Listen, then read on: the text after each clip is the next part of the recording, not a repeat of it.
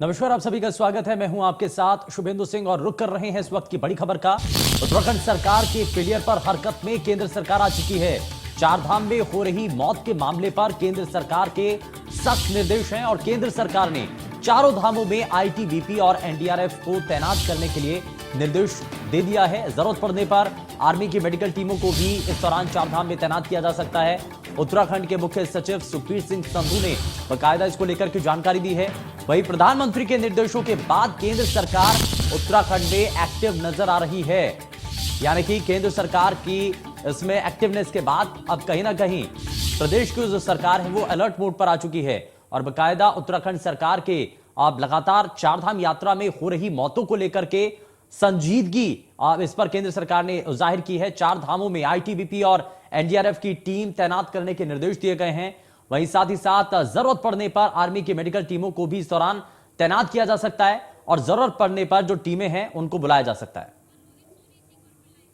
रोहित सोनी हमारे संवाददाता जुड़ चुके हैं ज्यादा जानकारी के साथ। रोहित, क्या अभी तक जानकारी है? क्योंकि प्रदेश के अंदर चारधाम यात्रा की तैयारियां एक लंबे समय से होती रही, लेकिन अब जब शुरुआत हो चुकी है तो कई लोगों की इस दौरान बेहद दुखद मौत हो चुकी है। केंद्र सरकार इस पर संजीदा है, प्रधानमंत्री के द्वारा नजर बनाई जा चुकी है। इसके बाद अब प्रदेश की सरकार एक्शन मोड में आ चुकी है।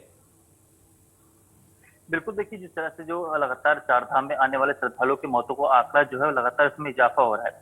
कल तक जो 22 संख्या थी तो वह आज जो है 25-26 तक पहुंच गई, जिसको लेकर के इससे पहले भी कुछ दिनों पहले भी पीएमओ ने रिपोर्ट तलब किया था कि आखिर चारधाम में हमारी व्यवस्था कितनी मुकम्मल है और ये मौतें क्यों हो रही है, इसकी वजह की उन्होंने रिपोर्ट मांगी थी।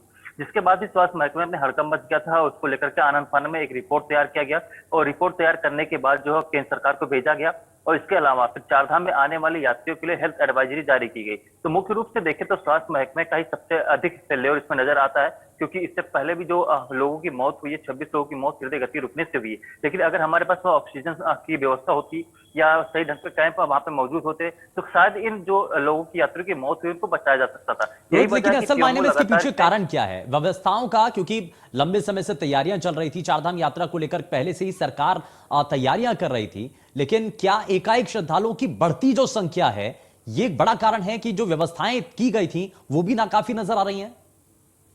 बिल्कुल, देखिए अगर आप शुरू से इस बात पे जिक्र करें तो फिलहाल जो विधानसभा का चुनाव था उस दौरान भी तमाम तैयारियां मुकम्मल नहीं हो पाई।